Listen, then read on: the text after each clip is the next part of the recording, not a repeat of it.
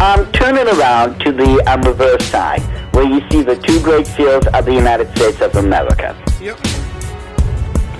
Okay? Now, if you notice, it says those are supposed to be the two great seals of the United States of America, correct? Yep. Those aren't. Those are the two seals of the Order of the Illuminati. Now, I have all this memorized from my days in the Illuminati. Now, this went on the dollar bill in 1935, but this reflects ancient beliefs of secret societies that go back literally before the birth of Christ. It symbolizes the ancient goal of secret societies of the establishment of what in Scripture we see in Revelation 13 as the reign of the beast and the false prophet. History of the Great Seal, a very fascinating story. I got one right here. The Great Seal of the United States, or is it the Great Seal of the Illuminati? There's a lot more than meets the eye.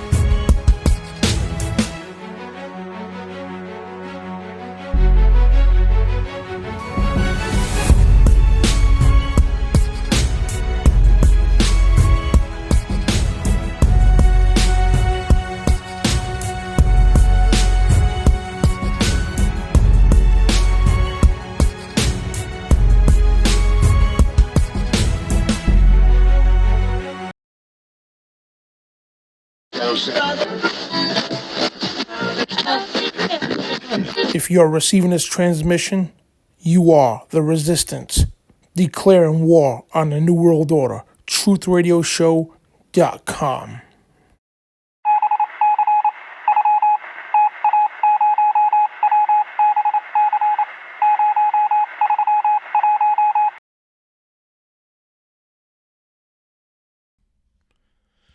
And welcome everybody to the Dan Bidondi Show right on TruthRadioShow.com. So I want to welcome everybody here, and I want to acknowledge that this is a continuation from Friday's show, so it might look similar and everything else. So just want to let everybody know this is not a replay or nothing. This is a live show. So as you can see, I got my white wrinkly shirt on here.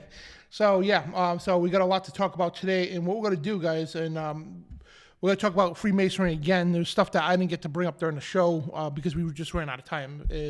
Because we had me, Brian, and Trey Harris. We had all this information, not enough time to do that, and I didn't really get to present what I have to present. So basically, this is going to be a very educational, and it's got to do with American history, French history, and British history as well, and all Europe history, I should say, and American history. And it's very vivid. So I want to, before we get going any further, I do want to make a clause here that we are not at all, saying that all Freemasons are bad people. We don't want you getting your broomsticks and pitchforks and torches to go to the houses. No, we don't want you to do that. Now I want to disclose that most Masons are very good people. And they're great-hearted people, just like me and you and everything else. However, they are hoodwinked. They're lied to by the people who run the order. So we're going to get into that. And what we're going to do, guys, tonight is we're going to prove, and I hope that if you're a Freemason out there or thinking of joining the craft there, and I would hope that you would pay attention to this, because I'm going to give you information that you could find in your own lodges to prove, without beyond a shadow of doubt, this fraternity, right, this craft, this brotherhood is not a brotherhood of light at all. It promises light but produces darkness, plain and simple. And we're going to prove to you today that the craft, Freemasonry, is not about God, certainly not about Hiram Biff or King Solomon. It is about Lucifer, plain and simple. And we're going to get into this today. So this is a continuation, the gods of Freemasonry, the craft of darkness. And so in this one here, it's called Its Promise is Light, but Its Performance is Darkness. So there's, again, a continuation from Friday's show. And I want to thank ShakeandWakeRadio.com and BeforeIt'sNews.com for carrying the show. And blessing to you guys over there. And blessing to my buddy Joshua Watts and his company, WattsLeather.com, where a custom leather project becomes a reality. WattsLeather.com is tonight's official sponsor. So we're going to dive right into this, guys. And right before we get going here, we're going to read this verse here. Matthew 33:37 says, and actually, number one, I'm sorry, prayer. That's number one. So let's begin with a prayer. So Jesus, Yeshua Messiah, please forgive us all of our individual sins and trespasses. And thank you so much for going to Calvary. And it's coming upon the time 2023 years ago that you sacrificed yourself for our sins. And we thank you so much. You came to save the world. And I believe in you with all my heart and soul. And Heavenly Father, we ask you to protect everybody here and myself against the forces of evil. Protect this broadcast and protect the information, and because we're going to reveal some dark evil stuff. And I pray that you could protect us and bind the forces of evil and open the ears and eyes, especially those brothers and sisters out there who are into the Freemasonry. In your mighty name, amen. So that being said, guys, and again, I want to thank everybody in the chat. Thank you, Valerie and Uncle Obvious, who's in the chat room there, moderating the chat, and I think my brother will be popping in soon. So thank you guys very much, and I just want to say hello to everybody. So again, this is a continuation from Friday. So we're going to start off, and this is going to be very relevant because in Freemasonry, right, everything's to do with oaths. We explained this Friday. So if you miss a show Friday, it's not a big deal because we're getting to the point here in the show. So if you missed the show Friday, don't worry about it. You're more than welcome. Please actually encourage to go check it out after the show here. But it's not like something you have to watch to understand what's going on here. You know what I mean? So this is just information I didn't get to present. And I presented a little bit, but it was quick. But I'm going to go through it all tonight. So, and much more. So hopefully we got an hour and a half so before I have to leave for work. So hopefully we can get this done. So yeah, enough chatter. So let's get going. So Matthew 5 says, again, we have heard has been said of the old times, right? Referring to the Old Testament, thou shalt not forswear thyself, but perform unto the Lord thine oaths, right? It is forbidden to take oaths. Yes, even against oath on the Constitution. I hate to say that. It blows my mind, heart to say that. But yes, even taking an oath on the Constitution or swearing in the Bible in the courtroom, that is unbiblical to do. All right? And so Jesus says, but I say unto you, swear not at all. Don't swear on anything. Plain and simple.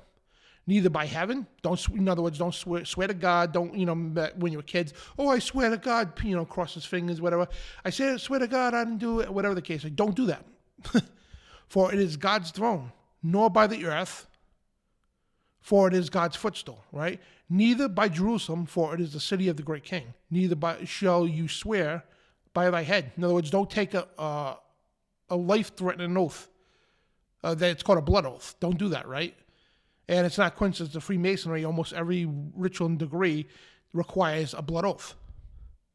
And it says, because you cannot make one hair white or black, but let your communication be yes is yes, yea is yea, no is no, nay is nay. For anything else more is of the coming of evil. And other translations say is of the devil, literally. So what Jesus is saying, when somebody asks you to tell the truth, right? You don't take a solemn oath. Okay, solemn oaths are completely unbiblical. Much as I know a lot of patriots out there. I'm a patriot myself, but it pains to say, we're not even to take an oath on the Constitution. You know what I mean? So the scripture says, plain and simple, don't take any oaths at all. Plain and simple. Even say, I swear to God, you don't do that. Plain and simple. It says, and I can't say that enough, plain and simple, because it is plain and simple. So sorry to sound redundant, but I have to do that. He says simple. Jesus says, let your yes be yes and no be no. Plain and simple. I got to throw that in there. Yeah, so I say that a lot. I'm sorry. But let your yes be yes and no be no. You don't need nothing more. Anything else is of the devil, literally. So that being said, guys, let's explore what Freemasonry is. A lot of people have no clue what Freemasonry is. They think it's just a fraternal order like the Elks Lodge, stuff like that. Yeah. It kind of is, but a little deeper. So Freemasonry, and I'll break down, if I have time, I'll break down what that symbol means. Now, this symbol here is the logo, the official logo. It's a square and compass of Freemasonry, right? So you get taught many means what that G means. And here's the thing, too. I want to point something out. And it's going to make sense later. I'm not going to understand this now, right? If you really look at that, right, and what it truly is, and I want to explain something, that everything in the occultic world is a sexual perversion, twisted version of God or something else. They take things and they create their own as well, but it's always sexual. This represents sexual union right here. It's a male mounting a female. You ever hear the phrase, and we're all adults here, right? Hitting a girl's G-spot. to get her off, okay? Yeah. That's where that comes from. That's sexual union right there, male mounting a female. And it goes a little bit more too. And it's also part of the Kabbalah style. We're going to get into all this. So there's many, many meanings for a symbol. And in symbolism, right? Symbolism, you take a symbol, right? And the public sees thousands of meanings for it, right? And they're exoteric. In other words, they're all false meanings. And Freemasons, right? We're going to show you this too, that intentionally lie to.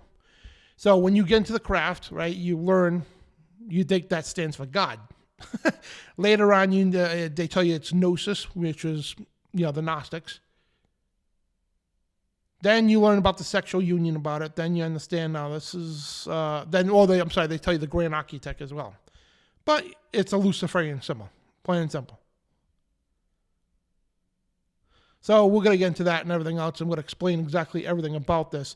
And here's the funniest thing I love about this, right? The funniest thing I love about this, right? Years ago, I almost joined Freemasonry, right? Because I was intrigued by the American history part of it.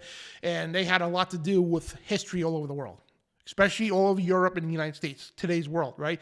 They are a big part of that. I want to point that out, right? And they built these, D.C., they built Paris, France, so rebuilt it anyway. And the Vatican too, it's all connected. I'm going to try to get into all this tonight. Yeah. So I have to point this out. So if you think you're rolling your eyes, oh, here we go with the conspiracies, whatever, you know what? Shut the show off, go get a clue, and come back to me. And I hate to sound like a jerk about that, but I have to do that because if you think this is fake, guys, that means you don't know history or reality.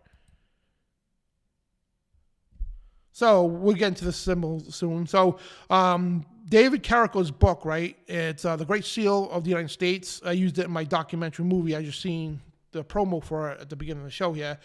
So The Great Seal of the United States, that's his book. It's Occult Meaning, right? That's available on FOJCRadio.com. The links are in the description if you want to buy this book, guys. I think it's only $12, literally. It's an amazing book.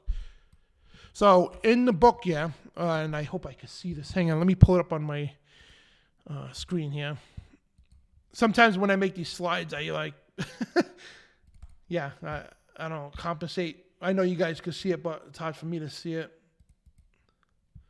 Hang on one second. All right, so where it's highlighted, right? It's footnote 87. Talk about that this graph on the right? That symbolizes the ladder. Jacob's ladder. We did a show on this a couple weeks ago. This is the journey that the Freemasons make. And so in the footnote 87 here, you will see the structure of the 13 degrees of the York Rite of Freemasonry, right? And I'm going to explain what this means. Considering the information we have disclosed so far, the 13 degrees on the ladder is no surprise. Notice that the words at the top illustrate, there you shall find light, right? When David Carrico presents this question, is this the same light that Jesus spoke of? You decide. And he references John 8:12. It says, then Jesus spoke again unto them, saying, I am the light of the world, and he that follows me shall not walk in darkness, but shall have light of the life, right? So that being said, right, just wanted to point that out. So that's the ladder of the Masonic 13 degrees in the York Rite. Now, I want to explain what York Rite and Scottish Rite is. So basically, I should have brought up the graph, but this is the structure of Freemasonry, right? So there's 33 degrees in regular Freemasonry, right? Now, however, the first 3 degrees, these are ranks, by the way. The first 3 degrees it's the Blue Lodge. It's a separate lodge from degree 4 and up, right? So the Blue Lodge, they call it, right? And the 4th degree up to the 33rd degree is called the Red Lodge, right? So in the Blue Lodge, there's 3 degrees. There's entered apprentice, I forgot exactly, entered apprentice, then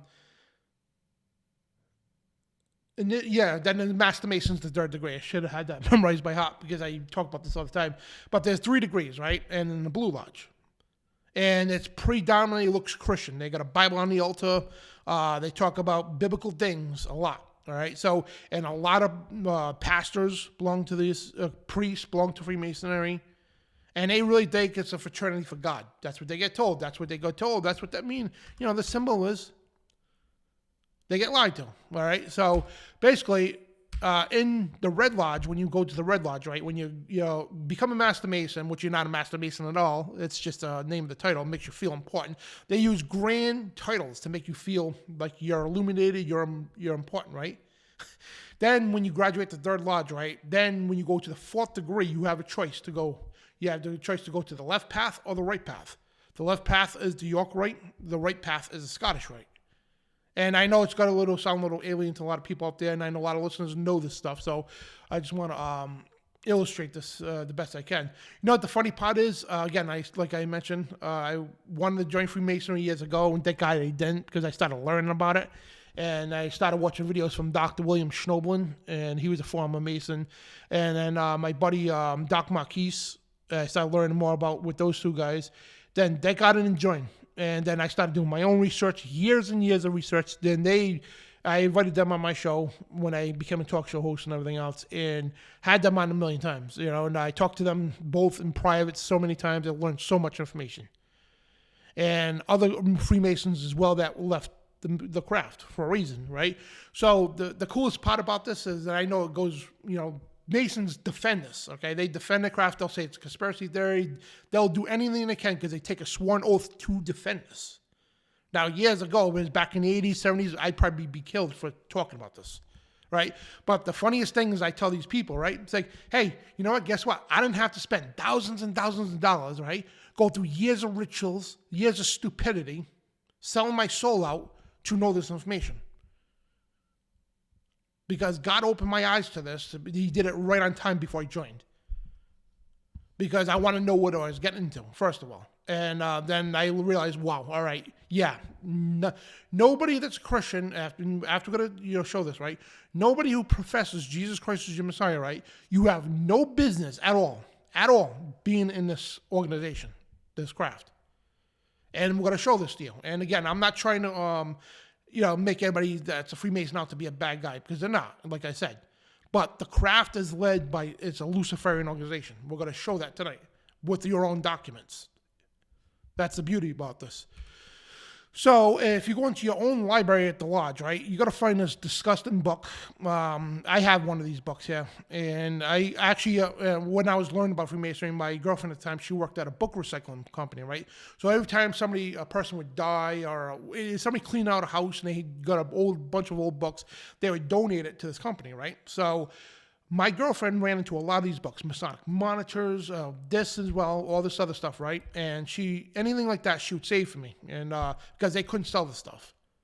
It wouldn't scan into the system, and anything they couldn't scan, they tossed away or just took home, whatever the case. So I've come across lots and lots of, and I still got them, this material in my library, right? So I've read Masonic material. And so this here, I got this book as well. And this is a complete spiritual filth, but it is in your library, guys, and in the Masonic lodges. So this man, Confederate General Albert Pike, which, by the way, he was one of the creators. He was the big backbone of the creation of the Ku Klux Klan. Now, he's also the creator of the 33rd degree, because Freemasonry before him only had 32 degrees. He created the 33rd degree. Right? So in his book, all right, and in his book, he talks about all this, right? And we're going to show you what he says about Freemasonry. It's not of God or anything you think it is, okay? So now, the 33rd degree, and that's a symbol of Mamun-Ra. Mamun-Ra is an Egyptian deity. And it goes back to that, and that's actually a demon right there. It's a double-head eagle, a demonic one. It's Nephilim, too, yeah. So it's the god of war and wealth. And Albert Pike chose this to represent the symbol of the 33rd degree for Freemasonry on the Scottish Rite, by the way.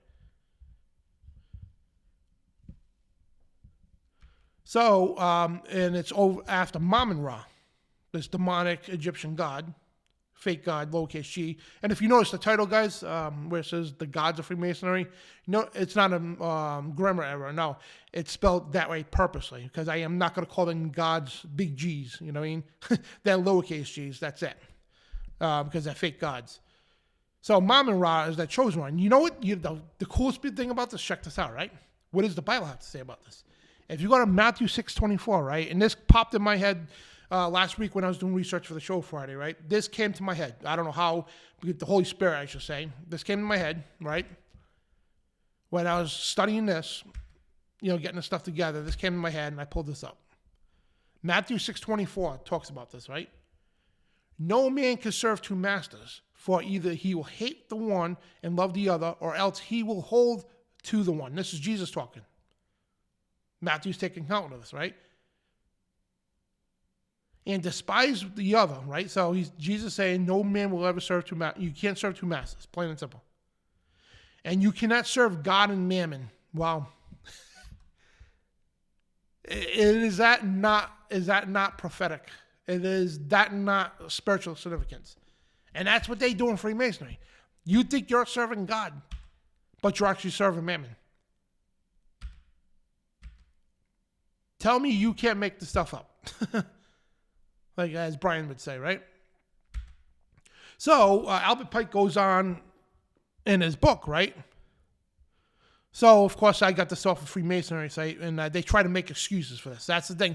The thing is, Freemasons now, they have tons of websites and all of this stuff now to counter this stuff, right? They'll make every excuse in the world, and a lot of people buy into it, but they even, the smart as they are, they still can't cover up for everything, right? So anyway, Albert Pike, and this is also in his book, right? And he says that which we must say to the crowd, that's the people, the public, right? We worship a God. But is it the God that adores without superstition? To you, sovereign grand inspector generals, that's I think that's the 30th, I think it's the 33rd degree. The 33rd degree Mason, right? He's talking to them, right? So to the public, he's saying, right? We present that we worship a God. But it is that the God that adores without superstition. And to the sovereign grand general inspector general, we say this. To you that repeat it to the brethren of the 32nd, 31st, and 30th degree. So he's addressing the fellow 33rd degree Masons. And it's a sovereign grand inspector general. So he's telling them to tell the 32nd, the 31st, and 30th degrees, right? The Masonic religion should be, by all of us initiates of the high degrees, maintained in the purity of Luciferian doctrine. Yes, Lucifer is God. And unfortunately, Adonai is also God. Adonai, which is Abba, which is our Heavenly Father, the Creator, right? So what is he saying here? How could Lucifer and God be God? Does that make any sense? You won't, and I know you're a Freemason. I'm a Master Mason, or I'm Entered Apprentice, or whatever, 5th degree, even the 20th degree, right? I don't know what you're talking about. We don't learn that in Masonry. You're not going to learn that in Masonry until you get to the 30th degree. Then you got to dig back. Oh, yeah. I remember that guy Dan telling me this. Yeah. Or you could go into your library and look this up for yourself. They clearly say Lucifer is God. And they say Adonai is God too. What it is if you ever seen the Baphomet, right? All right. And let me see if I get to this quick. The Baphomet. Wait till you see some of the stuff I got here coming. This has got a rock. I've been studying this stuff for years, guys, so it's like secondhand nature to talk about this. So the Baphomet represents a male and female deity, and if you notice the sun and the moon, right? The light and the dark, right? It represents male, female, good and evil. And you ever see the yin yang symbol, right? Yin yang. Right? You know what that is, right? And this is why most Masonic floors are black and white. And sometimes in the case, they'll be silver and blue. But it represents ultimately the checkerboard.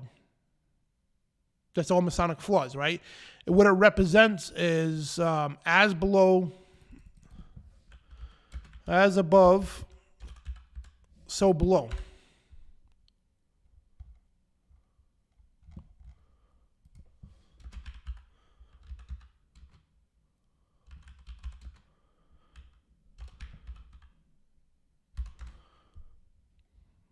Trying to find out when I should have pulled this up. But when I do these things, it just like my mind wanders, and I'm like trying to get a good illustration for you guys. So as in the tarot cards have the same thing. As above, so below. Long story short, they believe God, right, is both evil and good at the same time. They believe there's a balance in the universe. We get told that all the time, right? There's no balance in the universe. They believe just as good, powerful as evil is just as powerful. Balance in the universe. You hear this in Star Wars and movies and everything else, right? Balance, right? The yin yang, martial arts and all that. Balance, right? There's no balance. God is more powerful than evil ever could be, right?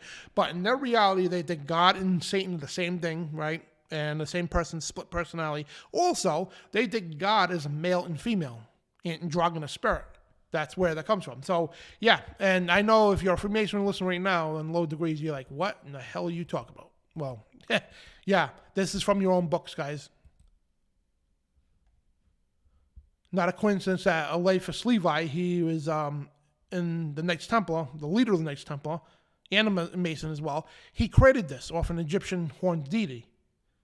You notice how the goat has a pair of breasts and a penis right there with snakes on? I can get into all the symbolism with this, but I don't want to divert off the show here because of the amount of time we have here. So that's Albert Pike, the creator of the KKK, also the creator of the 33rd degree for Freemasonry on the Scottish Rite. So, and now check this out, right? This verse, 2 Corinthians 11, right? This is his book, Morals and Dogma. I added this verse later, right? So, I paste this verse. That's not in his in the book, whatever. So this 2 Corinthians 11 says, and no marvel, for Satan himself transforms into angel of light, right? Now, this is what Albert Pike has to say in Morals and Dogma, right? Page 63. He says, it is Satan attempting to clothe himself in the angelic vesture of light. That's that's that right there. Admitting this, okay?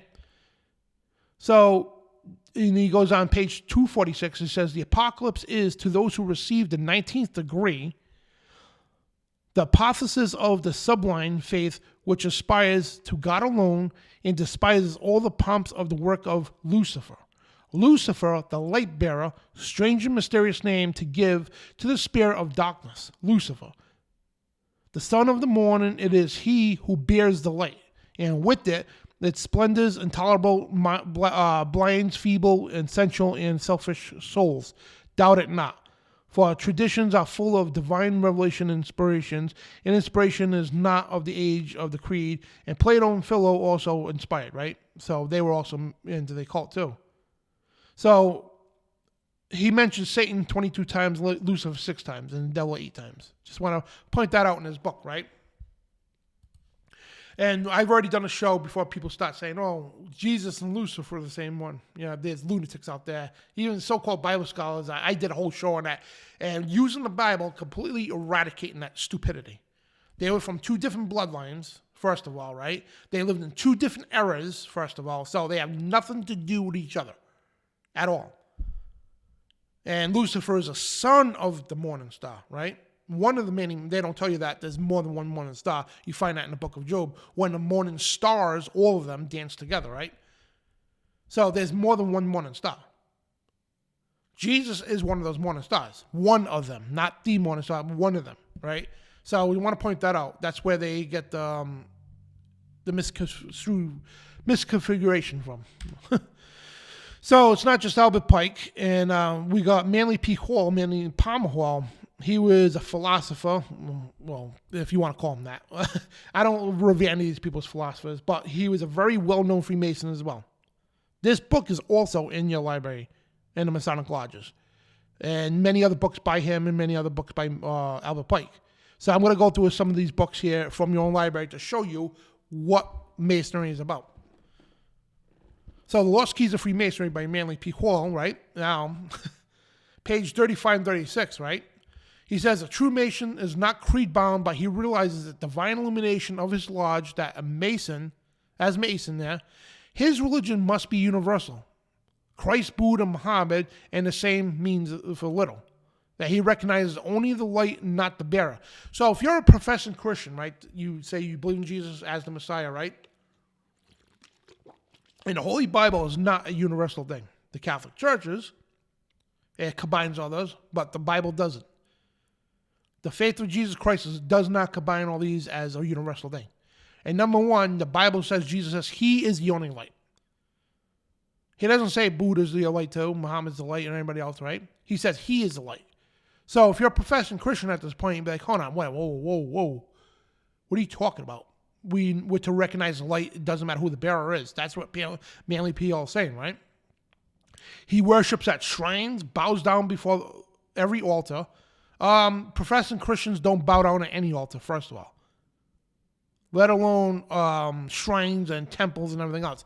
Whether in a temple, a mosque, or cathedral, realizing with his true understanding that oneness of all spiritual truth, all true Masons know that they only are heathen too, who have great ideals, do not live up to them. They know that all religions are one story told in diverse ways for people whose ideals differ, but those great purposes harmony with Masonic ideals. So the Masonic Lodge is a universal religion, just like the Catholic Church. It's not a coincidence, too. There's a lot of connections with them, right? So regardless of what you heard, and yes, some Catholics oppose, some popes did oppose Freemasonry, but ultimately they're one and the same. And they're both into the Kabbalah. We'll get to this stuff, right? So Manly P. Hall, right, in page 78 in his book, The Lost Keys of Freemasonry, he says, when the Mason learns that the key is the proper application of a dynamo of living power, he has learned the mystery of his craft. The seething energies of Lucifer are in his hands. That, if we were to end the show right now, like we just think, all right, we're done today, have a good day, see you guys Friday, whatever. If we were to end it right now, this right here, if you're a confessing Christian, right, that belongs to Freemasonry, right, or thinking about it, that right there should say, yeah, I'm not going anywhere near that. And it's called the craft for a reason. It's witchcraft. So there's more, page 18. He goes on to say, Freemasonry is a philosophy which is essentially creedless. It is the truer for it. Its brothers bow to the truth regardless of the bearer. He said the same thing as Albert Pike did. Doesn't matter who the bearer is. Bow to it. So a demonic force, entity appears in front of you, an unclean spirit, Lucifer himself. Oh, listen to it. Doesn't matter who it is. Just listen to it. That's what they're saying. Now, you open up your Bible, it doesn't say anything like that. He said Jesus is the only light, and and him and the Holy Spirit are the only ones you get information from. So they serve light instead of wrangling over the one who brings it. So instead of arguing about who brings it, just serve it. Yeah, that's what he's saying. In this way to prove that they are seeking to know better and will dictate the invincible one. Who's the invincible one? Their fake God. Lucifer. Lucifer Adonai. That's who they think is, the God, right? No true religion exists than that the world comradeship of brotherhood for the purpose of glorifying one God and building for him a temple constructive attitude of noble character. So they'll mention God, right? But again, we proved already, okay, that is not the God of the scriptures. They talk about an androgynous God, who's both male and female, and Satan and God at the same time, right? So page 28, 29, I think I already talked about. And so if something sounds repetitive, I'll stop it. But yeah. All right, so when I told you at the beginning of the show, I showed you the Masonic symbol. One of many symbols you got to learn about, right? So they purposely lie to you along the way. And Manly P. Hall says this, right? Page 28. He says the initiate brother, that's when you first join in Masonry, right, in the Blue Lodge, realizes that his so-called symbols and rituals are merely blinds fabricated by the wise to perpetuate ideas incomprehensible too. The average individual, so he also realized that the few Masons of today know and appreciate the mystic meanings concealed within these rituals. With religious faith and perpetuation of form, worshiping of instead of the life, and those who have not recognized the truth in crystallized ritual, who have not been liberated in spiritual gem for the shell of empty words, are not Masons, regardless of their physical degrees and outward honor. So anyway, he goes on to say too, and I hope I put the slide in. If I don't, then it is in the book. He says Masons are intentionally lied to. Intentionally. You're lied to about every symbol, every hand gesture, token, everything like that. Then you start to learn the real meanings as you progress. then when you join Mason, even the Master Mason third degree, they're not going to tell you, and you think you know it all. You think you're the catch. Well, I'm a Master Mason. You ain't seen nothing yet. You're just at the beginning of the lies. It's like joining high school. You get into high school, you're a freshman, you think you're on top of the world, and the juniors and seniors are like, yeah, get out of here, kid. You know, if you want to put it in that perspective. So Manly P. Hall says, the Lost Keys, in his Lost Keys there, he says, they wander in darkness seeking light, right? Now, this is very particular, right? Talking about the secret of Hiram Abiff, right? And you'll learn about Hiram Abiff. He was a servant in the Temple of Solomon, right? So he says they wander in the darkness seeking light, failing to realize that the light in their heart is of darkness. The light in their heart is of the darkness. So Jesus says he is the light, and he says the darkness does not comprehend the light, right?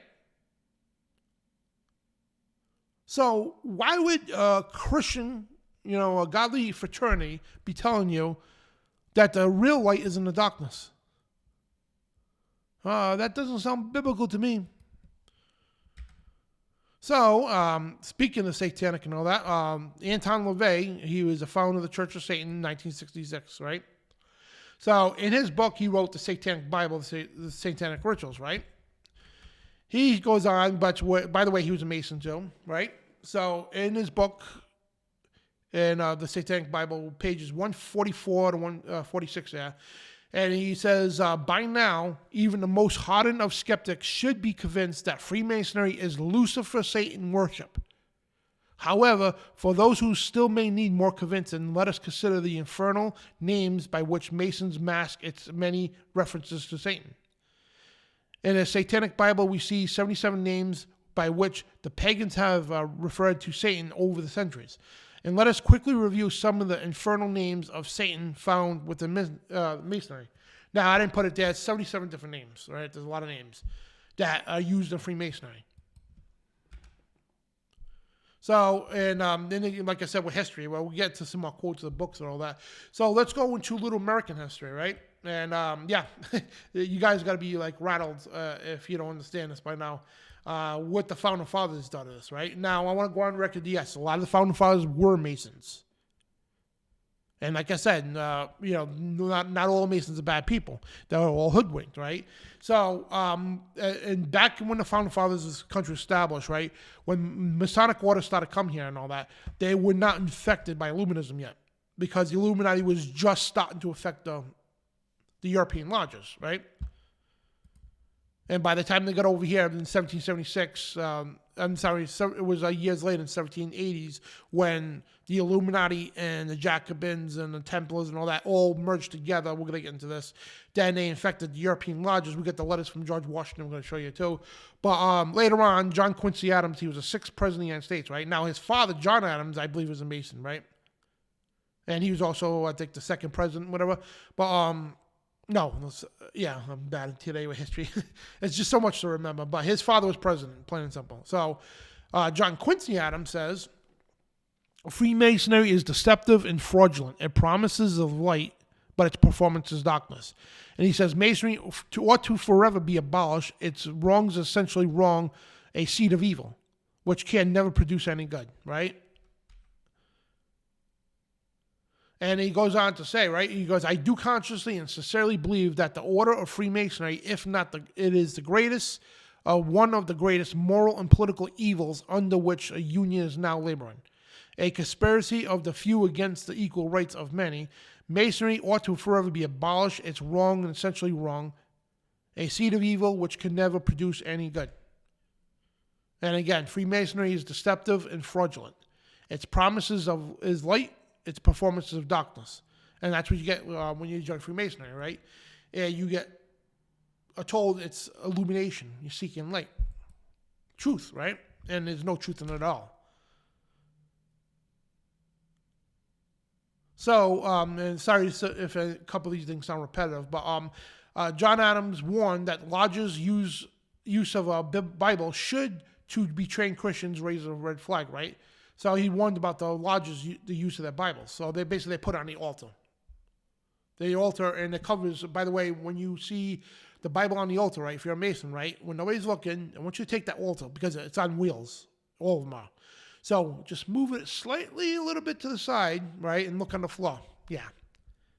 Because when you guys are not in your lodge, whatever the case, the people who are above you, right, they don't care about that Bible altar. They care about that star that's on that floor. That's called the blazing star. The dog star, too. The dog star or the blazing star. That's serious. That's that true deity. Okay, we'll get into that later. So, and John Adams says, if the candidate has been educated to the sincere and heartfelt reverence for religion and the Bible, and if he exercises his reason, he knows that all tales of Jachin and Boaz, which we're going to show you what this means in a couple of minutes here, of Solomon's Temple, of Hiram Abiff and Jubilee, and Jubilah and Jubiloom are impostors, poisons poured into the perennial foundation of truth, traditions exactly resembling the reprobate by Jesus Christ as making the word of God non-effect. Now, remember we talked about Anton LaVey talked about those 77 names that Masons use for Lucifer, Satan there? Yeah. Jubilee, Jubilo, those are imposter names for God. And if you wonder what, and I'll show you later too, what Jachin and Boaz is, right? There are two figures, and later on they erected two pillars in the Temple of Solomon, right? And you'll find this in the Bible too. The two pillars, one is called Jachin and Boaz. We're going to show you what these mean later. So if you got this book, you got to try to get this book, guys. It's called Proof of a Conspiracy by John Robertson in 1798. Now, mind you, this is not a recent made book. This was actually written in 1798. And in fact, George Washington read this book. I think it was mass produced in something like that. But it was the 1700s when he first read it. Then I guess it started going on production in 1798. I believe that's the case. But George Washington read this book, right? So we're going to show you that. So if you go to the actual Library of Congress right there, George Washington to William Russell, and he penned the letter in 1798. Actually, yeah, the same year. All right. So George Washington got one of the first copies of this book by William Russell, right? Now, here's the thing, right? When I said back then, Masonry wasn't affected yet by Illuminism. So what happened was George Washington, right, he learned about this. Now, yes, we're going to get into the Illuminati, right? And I know people roll their eyes when you talk about that. The Illuminati and Masonry go hand in hand. So, and this is the Library of Congress, so you can go verify this, right? George Washington wrote to Reverend Schneider, right? And he's in Mount Vernon, September 25th, 1798, right? And he goes, "Sir, my apologies are due to you for not acknowledge the receipt of your obligation in favor of the 22nd. So although, and for not thanking you at an earlier period, and for the book you had goodness to send me." So he's taking Schneider that he sent him this book, yeah. So George Washington says, "I have heard much of the nefarious and dangerous plans and doctrines of the Illuminati, but never saw the book until you pleased to send it to me," right? So he's never seen this book until he was sent it. So the same causes have prevented my acknowledging of the receipt of your letter and have prevented my reading of the book. Hereunto, namely, the multiplicity of the matters which pressed upon me before, and in the deliberating state in which I was left after. So after he read this, he's like, wow, all right. So a severe fever had been removed, and once allows me to add a little more now. And now thanks for your kind wishes and favorable sentiments, right? So this is the time when George Washington was like getting sick. But anyway, he goes, "Except to correct the error you have run into in my presiding over the English lodges of this country." So what he's talking about, because William Russell talked, because he knew George Washington was a Mason, right? And I guess he thought he was a full-time practicing Mason, right? So he says, "I'm going to correct you, on your error on this, right? And of my presiding, Judge Washington presiding over the English lodges in the country, right? And he goes, the fact is I preside over none. So I know Freemasonry, when you join Freemasonry, right, they're going to tell you, oh, George Washington was a Mason. And they show, actually, let me show this.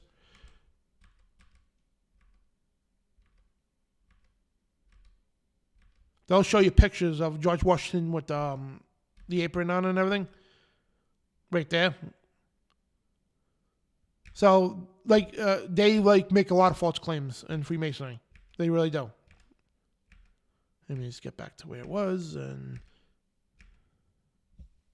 so, he said, Judge Washington said, at this point, right, 1798, he doesn't preside over any lodge at all. The fact is I preside over none or have been in one or more once or twice within the last 30 years. He was an honorary Mason because it was, who he was. They honorary made him a Mason, right? But he's saying, I only been in there a couple times. Once or twice within the last 30 years. So I know there's a lot of conspiracies going on about George Washington, but no, he was not a practicing Mason. And I know because there's a lot of stuff built around George Washington, people don't even understand. So the Washington Monument, the original Washington Monument was scrapped. The Congress ran out of money, and the Freemason lodges took over the project, right? They completely revamped it to turn into the obelisk and everything else. So, and they revered George Washington, right? They even got him painted up in the Capitol as some kind of a god, ascended god, right? But the fact is that George Washington only went to two lodge meetings in 30 years.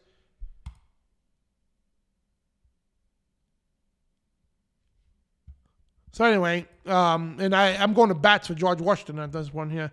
So, again, he's already been to maybe once or twice within the 30 years. And I believe, notwithstanding that, none of the lodges of this country are contaminated with the principles ascribed to the Society of the Illuminati with respect I am.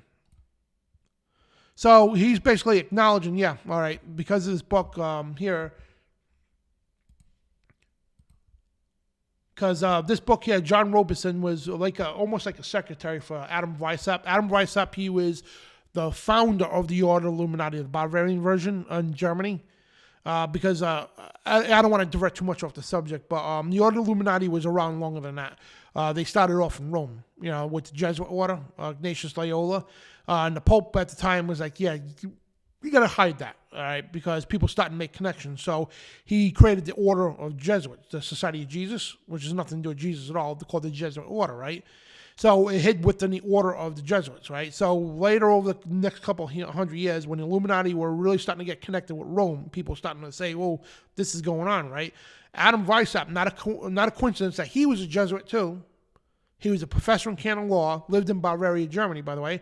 He officially, publicly created the Order of the Illuminati to get the ties away from the Catholic Church, right? So one of his buddies there had all his information and talked about, he blew the whistle. He was one of the first whistleblowers about this. Wrote a whole book on this.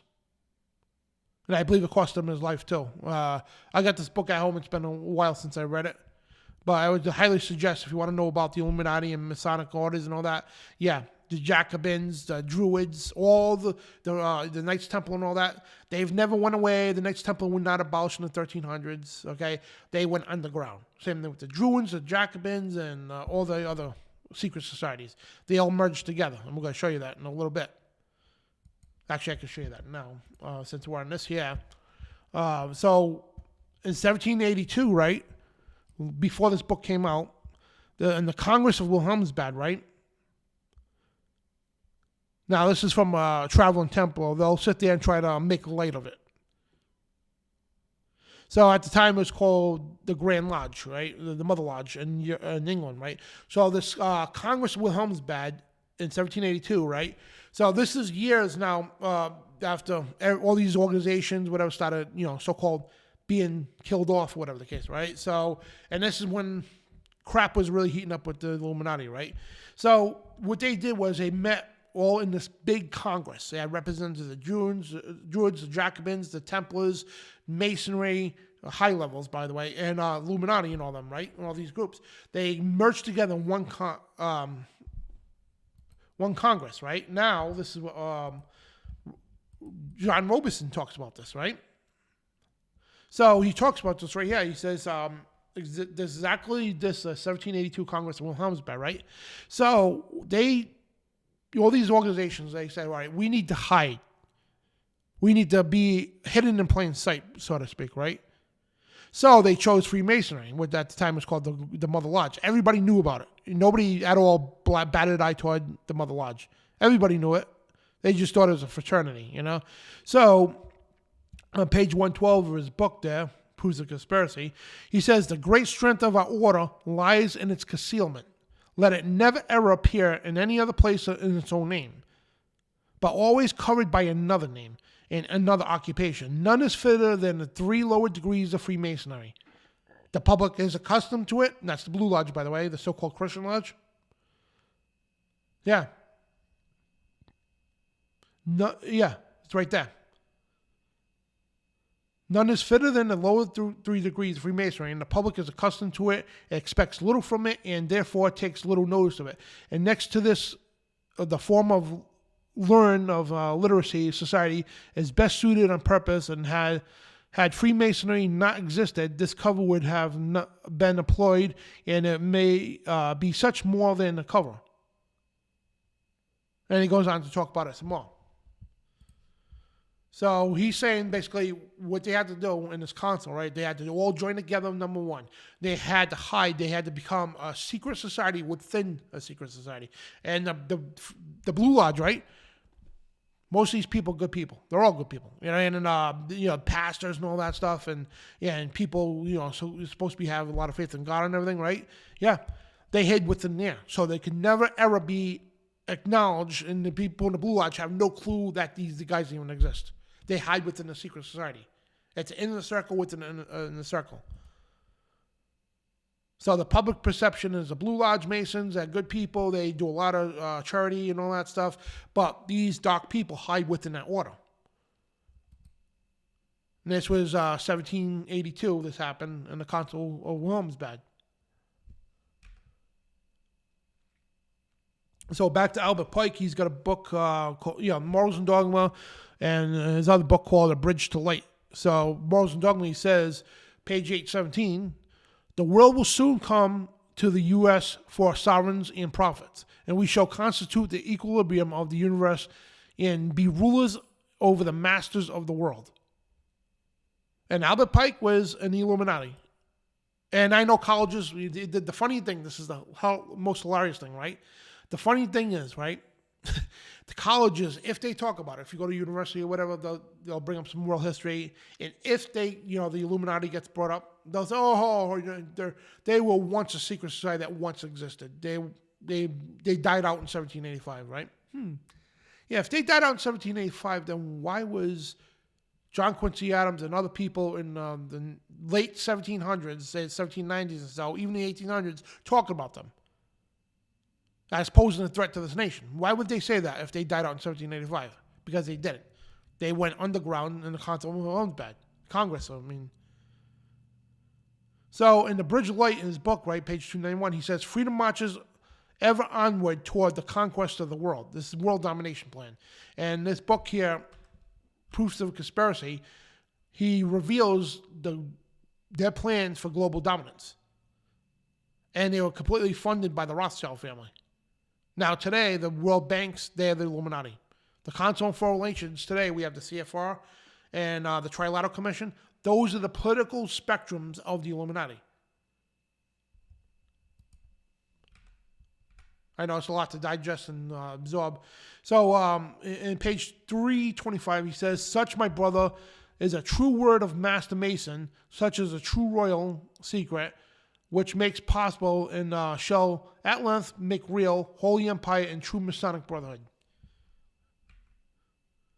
So, and now Albert Albert Mackey, okay, it's called Mackey's Book of Encyclopedia there.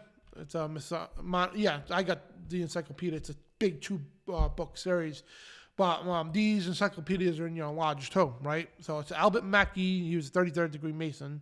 Encyclopedia of Freemasonry, page 619. Hang on, let me get a drink. I'm tongue-tied there. So he says, the religion of Masonry is not sectarian. It admits men of every creed. It's not Christianity. So, yeah, that Bible on the altar when you first walk into a Blue Lodge, right? Yeah, nothing to do with that Bible. That's there for charade, that's all. It is not Christianity. Its religion is that general one of nature and primitive revelation, handed down to us from some ancient and patriarchal priesthood.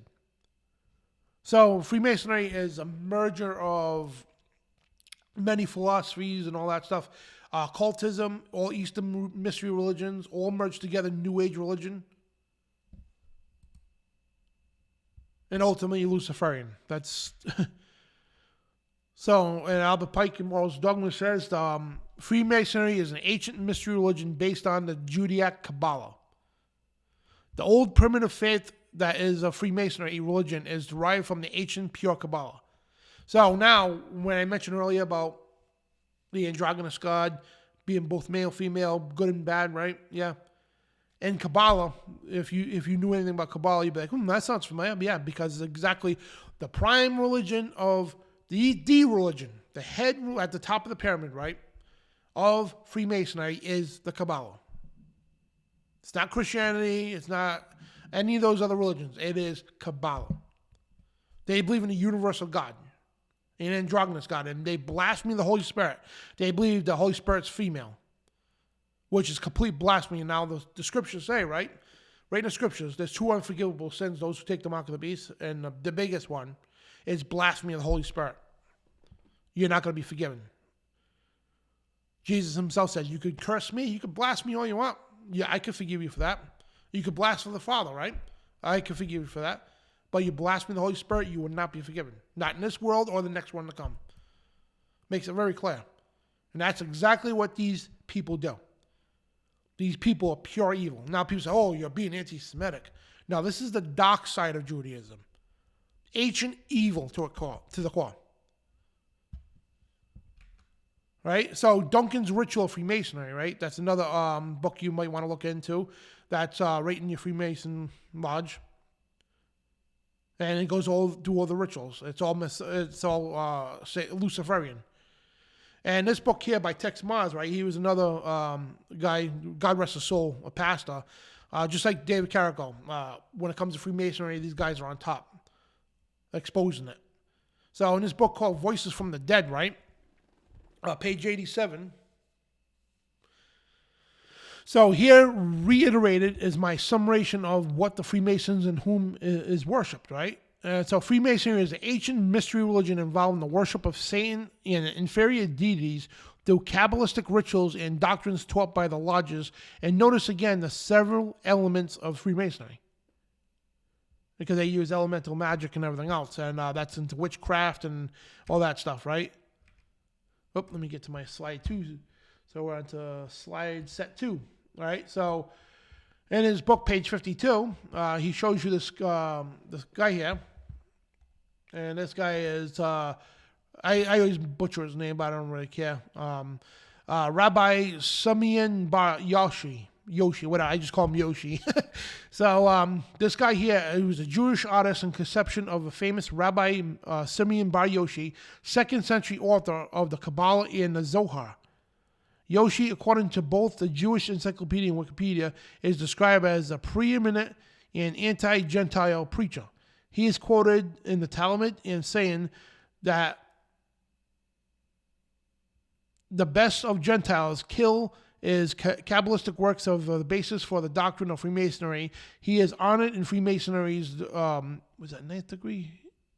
Hang on a second, let me get that right because I got my little graphic over. Hang on a second, let me move that quick. Oh, I'm sorry, 30th degree.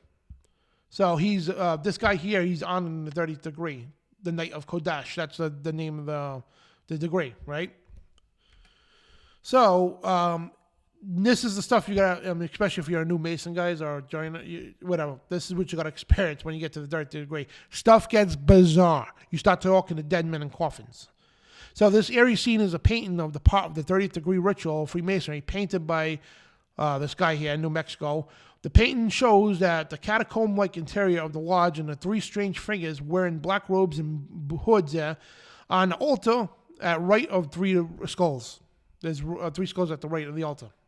Right there. I don't know if you can see it to the right. See that altar on the right? Right above there's 3 little skulls. So, page 56, text says, the Masonic drawing symbolizes Rabbi Bar Yoshi as he speaks to the 30th degree candidate from his coffin. So, David Carrico as well, he talks about this too. He actually did a whole midnight ride on this, that the dead man in the coffin ritual, it's a 30th degree, right? It's a ritual you have to do. When you become to become a 30th degree Mason, this is a ritual you have to go through. And you need to, this dead man in the coffin speaks. It's a demonic spirit. But it symbolizes Rabbi Bar Yoshi. This is some wicked stuff, guys. Necromancy. The Bible forbids this stuff big time. You don't speak to the dead. That's right in Deuteronomy 18. I don't even need to pull that up. You should pull that up on yourself. All right, Deuteronomy chapter 18 completely says you don't do this stuff at all. You don't do divinization. You don't do any kind of form of witchcraft, speak to the dead, pass children through the fire, anything like that. And most of that stuff is exactly what they do in Freemason lodges. And this book here is Theosophical Kabbalah by Rabbi Shimeon Bar Yoshi. And out of Quincy too, Madam H.P. Wawowski, she had a book called Theosophy too. And all these dictators over the years, like Adolf Hitler, right? He was a student of Theosophy as well. Also a student of, he loved Aleister Crowley as well. And then what he did was he created his own cult in the Nazi movement. It was called Ariosophy. It was a combination of Theosophy, all kinds of Eastern religions and all that, Eastern mysteries and all that, combined it all together. And he was also a member of the Thule Society and the Vril Society, which were Illuminati factions. And he was also as a Mason as well. That's what drives these top world dictators. This is very evil, guys, and this is right in the heart of Freemasonry. And this book here by W.W. Westcott, Foundations of the Freemasonry Studies, the Kabbalah of Freemasonry. Talks about, the whole core of Freemasonry at the top of the pyramid, all right, is Kabbalah. It's a satanic, literally satanic as it comes. You don't get any more satanic than the Kabbalah. So now we move on to the symbols, right? And we all heard this all the time. I did 2 shows on this, me and John Pounders from NIUC-TV. This is so-called the Star of David, right? Nope. Yeah, no Star of David. Let me see if I got those. Yeah, well, if you go to Amos 5, right? Let me see. Amos 5 stars of your God. Hang on a second.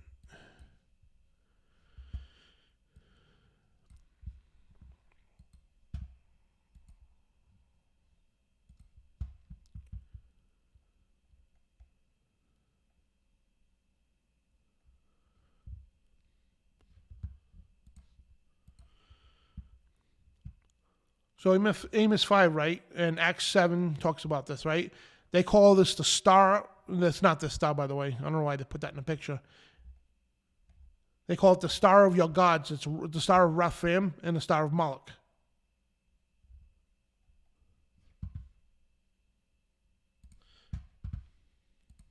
And it's this star here, what people call the Star of David. Now, if you read the Torah, right, you'll never see David at all had any star. And again, the Bible calls this the star of Moloch, the star of Raphaim. So when I was good friends with Doc Marquise before he passed away, Doc Marquise used to practice this heavy dark magic, right? He told me, because you got the 2 pentagrams, you got the left and the right pentagram, the left path and the right path. It's a pentagram pointing up, pentagram pointing down, right? Now, those are pentagrams, right? And people think they're evil. They are very evil. They go with Mendes and everything else. But he told me, all right, when he was into the stuff and studying the same thing, Bill Schnoebelen, right? They both told me that most evil's talisman, it's a symbol, right? The most evil's talisman, all the occult is this right here. You don't get any more evil in this symbol right here. And you ask, well, why is it on the Jewish flag then? Because Revelation chapter 2 and 3 talks about the fake Jews, profess to be Jews, but they're not. They belong to the synagogue of Satan. Those are the clowns who formed Israel. Now, no, that does not represent all the Jews in Israel. No. The real Jews didn't want that back then. They wanted the menorah. But guess who put that on the flag? Yeah, back to the Illuminati, back to the Rothschild family. They're the ones who paid the money to found the state of Israel again. And of course, the United States was the first country to recognize Israel. Then they told the church, oh, no, the Bible says you've got to support the Jews. They take it out of context. We don't have to kiss Israel's ass. That's not what the Bible says. And the Bible's talking about spiritual Israel. David Carrico pointed that out, right? But yeah, and Freemasonry runs rampant in there. And here's the thing, right? You got to see the star everywhere. In Hinduism, Catholicism, especially in Catholicism, Islam, Buddhism, Judaism, Freemasonry. They're all over the place in Freemasonry. The Mormon Church, Satanism, and Gnosticism. Not a coincidence that they all have that star embedded everywhere. That is not the Star of David, guys. And people say, well, this one's interwoven, that one's... It doesn't matter. That star is pure evil as it comes. That is the heart, soul of Freemasonry right there. Now, the OCNI, this is one of the most famous symbols in the Masonry, right? When you first joined the Masons, they told you the eye of providence, right? Providence means God's care. Yeah, the eye of God, right? He's watching over us, right? That's a lie.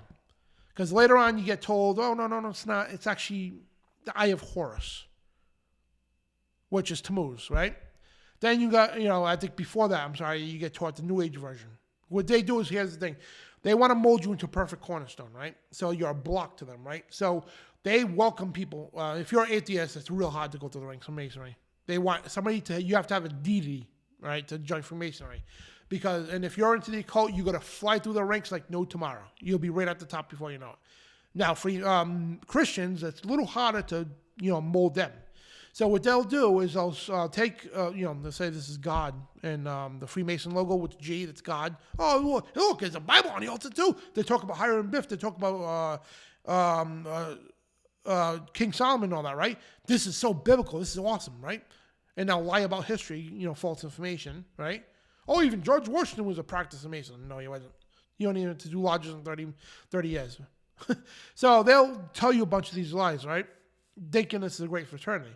Then what they'll do is you progress into the Red Lodge, right? Depends what path you take. Most Christian professing Masons go to the right path. The left path, they call it Satan's path. Pass there, right?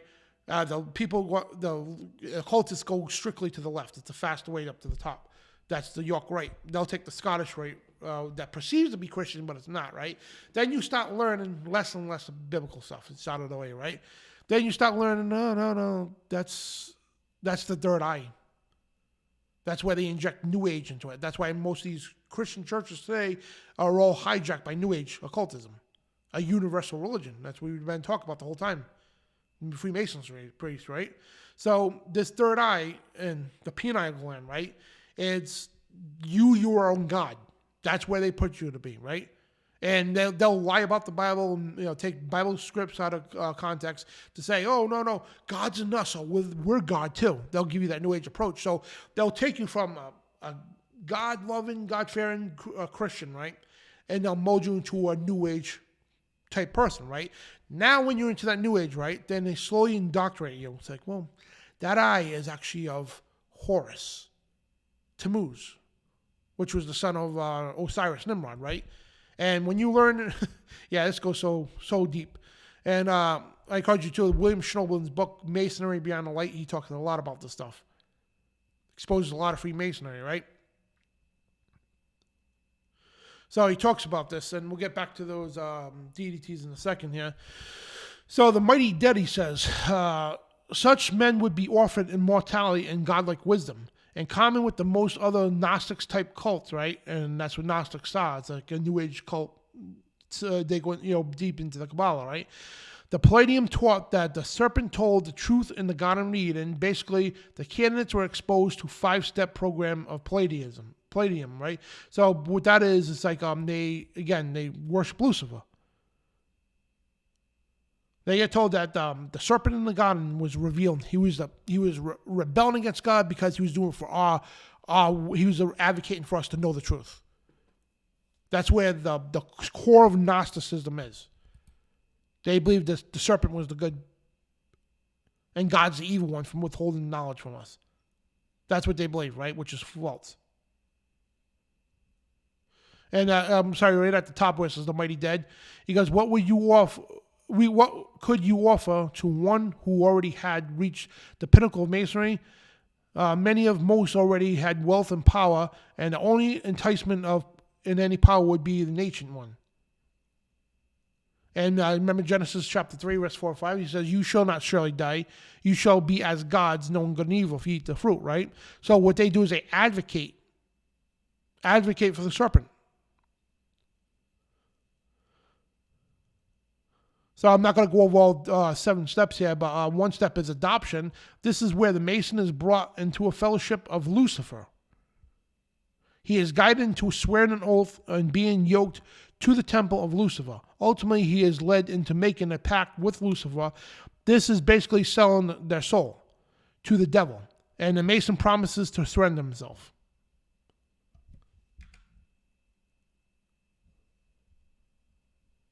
And so it surrenders body, soul, and spirit to Lucifer, usually for a period of 7 years. In return, Lucifer promises to grant him all the worldly desires. Selling your soul. That's what they do with musicians in Hollywood, right? Yeah, same thing. And after the 7 years are up, if he has been a good servant, Lucifer will give him another 7 years. And if he has failed in some fashion, his life is taken. That's why you see a lot of stars who claim to be in the cult. I think it's the age of 27, the 27 Club. That all these famous people died at the age of 27. I believe it's 27 or 29. Don't quote me on that. Then number 2, right? He says illumination. Through the drugs and occult techniques of the seers, the so-called third eye, which I just got done talking about, the all-seeing eye, this is where they start telling you the third eye is not of God. The third eye, it's a third eye that would be open, not just partially, as in physics, but completely. This eye is called the Ajna chakra. Right now, this goes into the Kundalini, the dark side of yoga, right? The Kundalini. And the chakra, right? The third eye. It is felt to the point of contact between humans and Luciferian consciousness that it is supposedly located in the forehead above and between the 2 visible ears. And we just got done talking about that. This is where they start molding you from a God-believing, omnipresent God to that, Jesus is nothing but a consciousness. They call it the Christ consciousness. That he's not a physical being, it's just a consciousness in the universe that we can harness and be gods ourselves. That's what they preach in the New Age, which is not true, by the way, guys. So they mold you from a Christian into a New Age type Christian, which is oxymoron, if you ask me. There's no such thing as a New Age Christian. No such thing as a pagan Christian. No such thing as a Christian witch. So, page 185, he says, to open the eye a little bit is to experience psychic power. So when you open the eye to experience the psychic powers, to open the eye completely is to have your brain flooded with the pure consciousness of Lucifer himself. This is why one of the Masonic symbols of the all-seeing eye, it is the symbol of illumination. This is Satan's counterfeit for being born again. In it, you acquire a personal relationship with Lucifer. You begin to think his thoughts and see with his eyes. And you begin to look at humans the way he does. And it's not a pretty experience. Now, William Schnabel went through this stuff, guys. Just want to point that out, right? Let's see what my time is here. So I just want to point that out, right? And and the same thing, we're going to do more shows on a New Age cult that hijack Christianity. So the thing is, these New Agers, they meditate and use the third eye like this, and they believe they're talking to Jesus. They see an image of Jesus, but it's not him. This guy, Gwant Kundalini, I can't pronounce his name. It's one of the Ascended Masters, they call him, right? And they say Jesus is the Ascended Master. Then you learn, no, that's not Jesus you're talking to. This is Lucifer. Satan, if you will, right? So this is like what I was trying to explain. Like if you could look at the bottom, right? You got the Enter the Apprentice is the first degree, Fellowship Craft is the second degree, a Master Mason is the third degree. That's in the Blue Lodge Rite. Then the right path is the Scottish Rite. The left path is the York Rite. You got 1, 2, 3, 4, 5, 6, 7, 8, 9, 10. Yeah, all these degrees up the ladder there. Then you got all these, and it's a quicker way up the ladder to the 33rd degree. And those who stay like Christian-like, and that's a cultic side, the York Rite. This right here is, and they slowly mold you from, again, I say if you're a cultist, you'll ascend real quick, but they want to take you away from Christianity, get you into a New Age lie of it, then turn you into to believe in these Eastern religions, then turn you into a Luciferian. That's what it does. It molds you into that perfect cornerstone for them. So this is the ranks of Freemasonry. The path of Freemasonry. That's where it goes. Then these are the many lodges too, guys. There's a Blue Lodge, like we talked about, the Scottish Rite, New York Rite of Freemasonry. Then the Shriners, right? You heard about the Shriners? They donate to the burn victims of the hospital. I want to point out too, that's all they do good. All these things have philanthropy pages to present to the public. They do good things. And it does do good things. But what it does, it conceals to the evil stuff that they do. Very evil. Then you got the Grand Sovereign Inspectors General, the 33rd degree, right? Then you got the Supreme Council of Grand Sovereign Inspectors General. Then the Order of the Trapezoid. Then the Ancient Primitive Rite of Memphis Mizoram. That's 97 degrees. William Schnobel was a 97 degree. It goes beyond, okay? Then most Masons have no clue that these even exist. And if you notice, there's a pecking order when you're going up the ladder. Like a Blue Lodge member, they would never know anything when the Order of Trapezoid, would have never a clue anything up there and more. You're not even told about these things until you reach a certain level. Then there's the Order Temple Orientis, the OTO, that was created by Aleister Crowley. Right? You got the Palladium, you got the Illuminati, the 9 Unknown Men, the 7. And I forgot what the TGAOTO stands for. And and you got Lucifer himself. That's U.S. Masonry. There's little variations between, and now the symbol, right?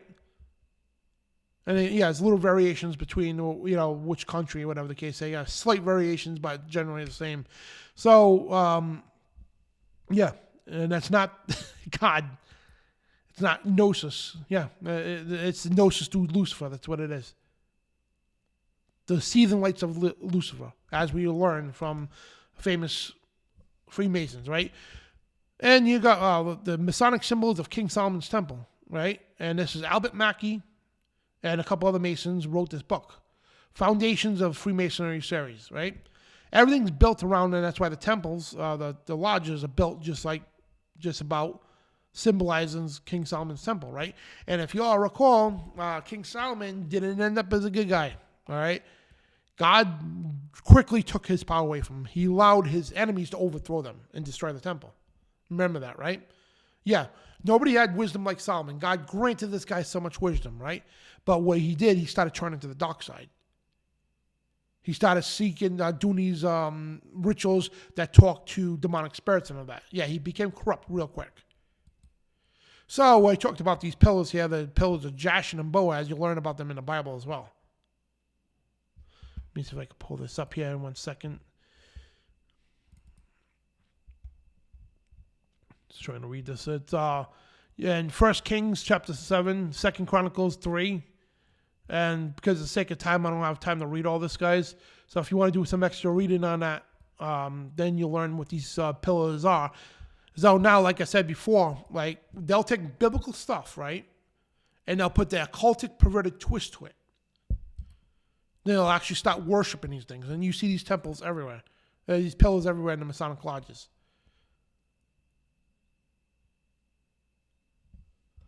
And there's, Masonic tracing board, they call it. That's, see the B for Boaz and Jachin? The light in the dark, as above, so below. God and Satan, same thing, they call it.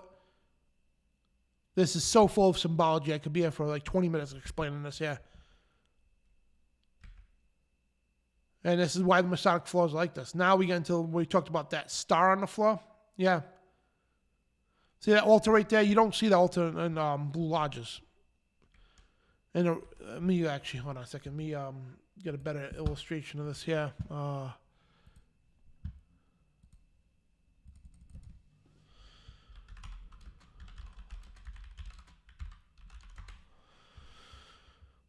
So, like I said earlier, right, you see this Blue Lodge, right? And up on the altar, right, they have this pretty little Bible, right, with the square and compass on it. It's always on it, right, to make it look like that's, you know, the Bible is the supreme deity, whatever the case, right? But under this altar here, right, like I said, when you move the altar away, and the floors vary, you know what I mean? They're always, you see the blue and white, the black and white, it's the same thing. It symbolizes equality and duality at the same time. Equal, you know, they call it equality in the universe, right? Hey, let me get let me see, Masonic floor. So now when you move that altar away, there's a star on the floor. What is that? There's always a star on the floor, right? Yeah. And see that altar that moves? It covers a star during the Blue Lodge. And the Red Lodge is, yeah, that star on the floor is called the Blazing Star. It's the Dog Star Sirius. And it's highly worshipped in Masonry. And that's when the Masons, when he took over the project to build DC, and Judge Washington's monument, right?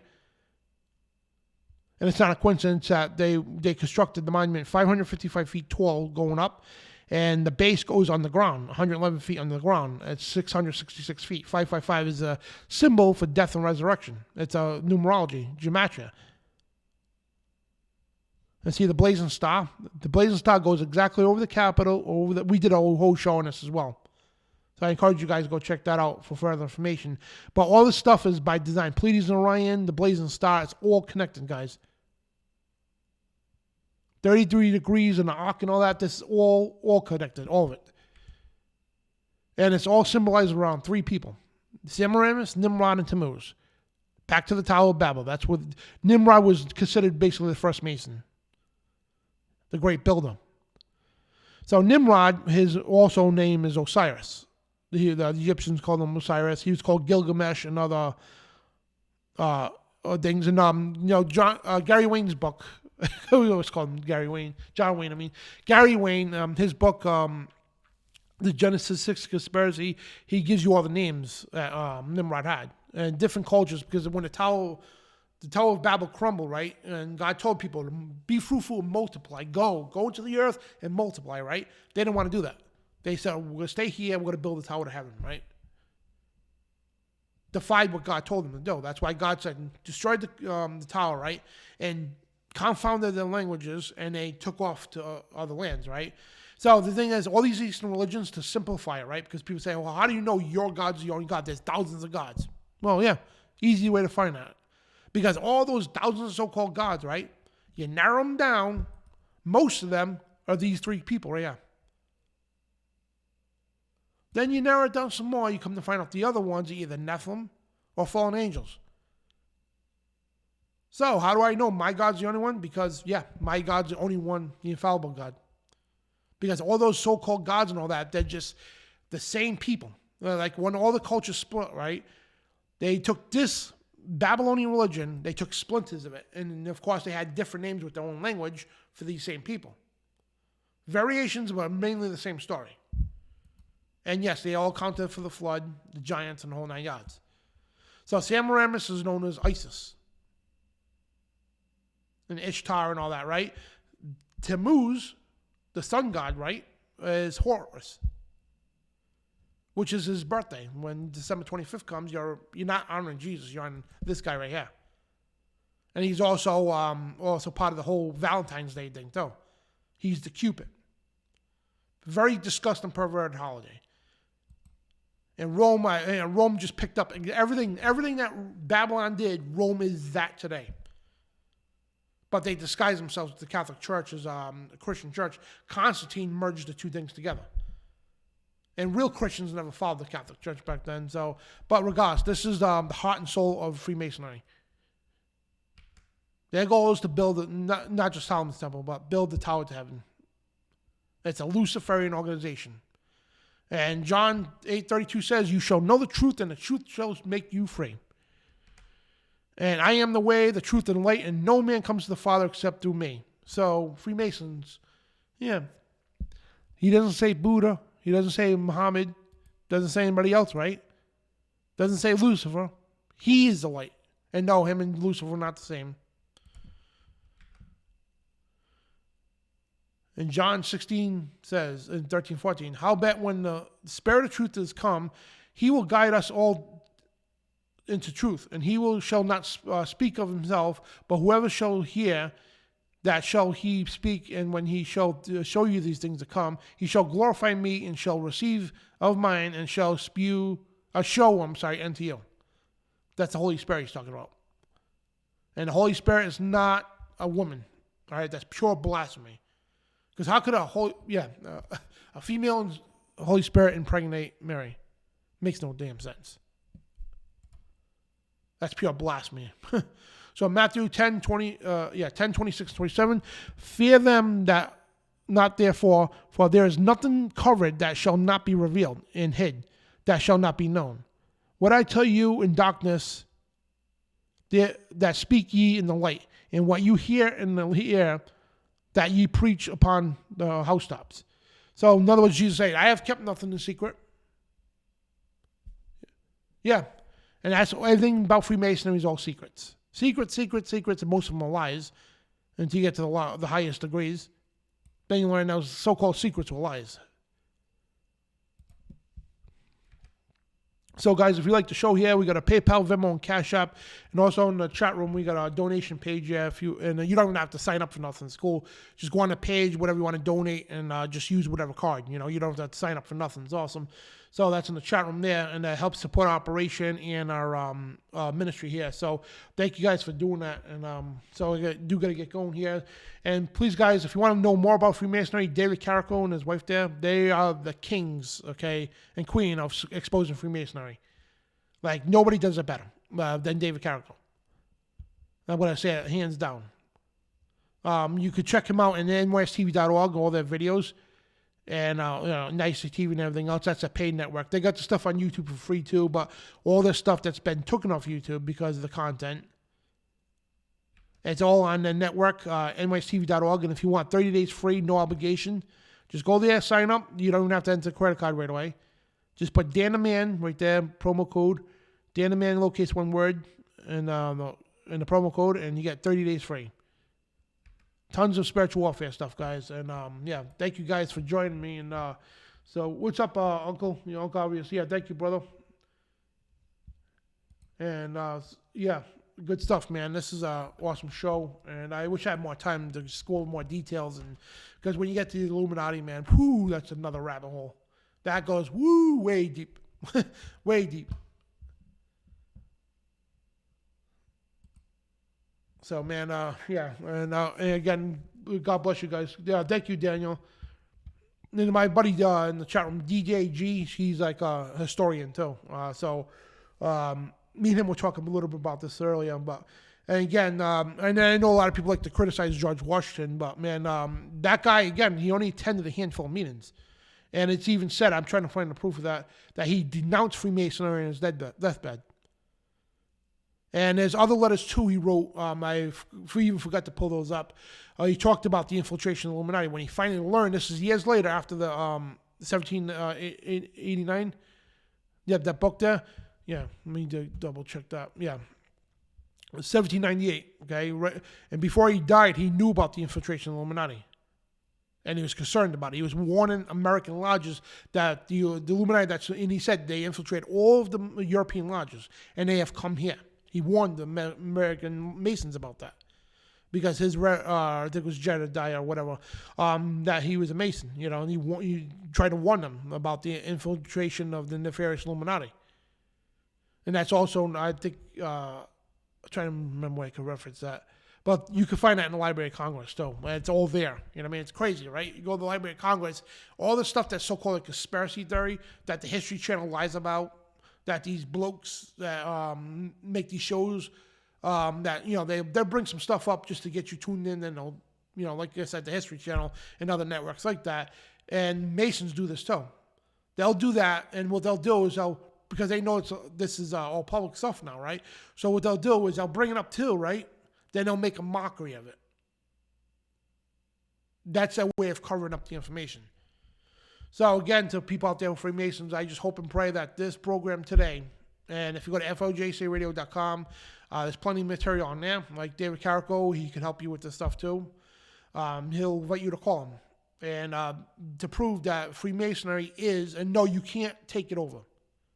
And I know people say, well, I'm a Freemason, maybe I could bring real light into Freemason. No, you can't. You cannot do that. Freemasonry is designed for evil purposes. And their intent is to turn you, that's why they say they want to mold you into the perfect cornerstone.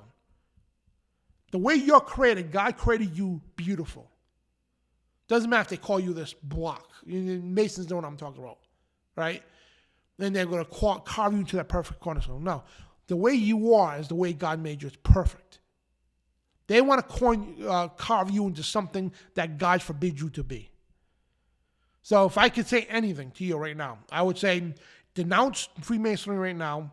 There's an organization out there, I believe, out in Washington State, if I can remember. It's called Former Masons for Christ. I don't know if they're still around, but there was an organization. They had hundreds of Masons that used to be Masons that left the craft.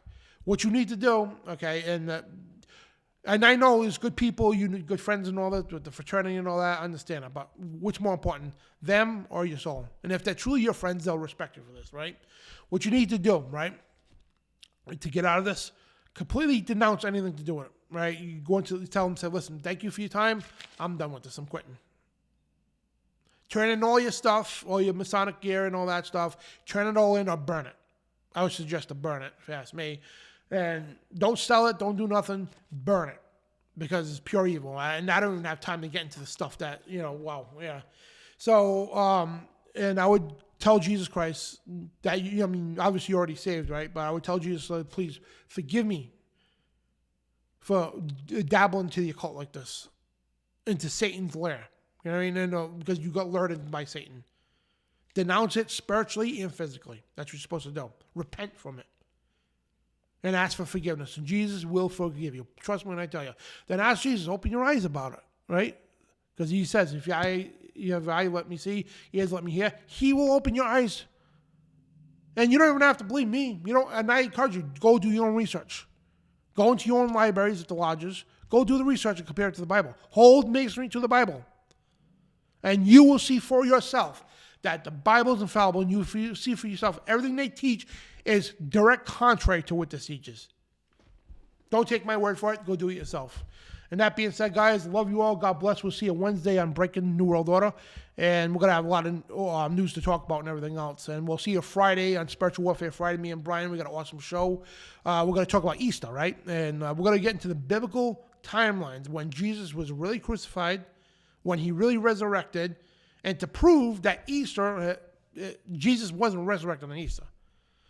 Because Mary Magdalene, when she went to the tomb, the Bible says this, right? She went to the tomb early Sunday morning before the sun even came up, right?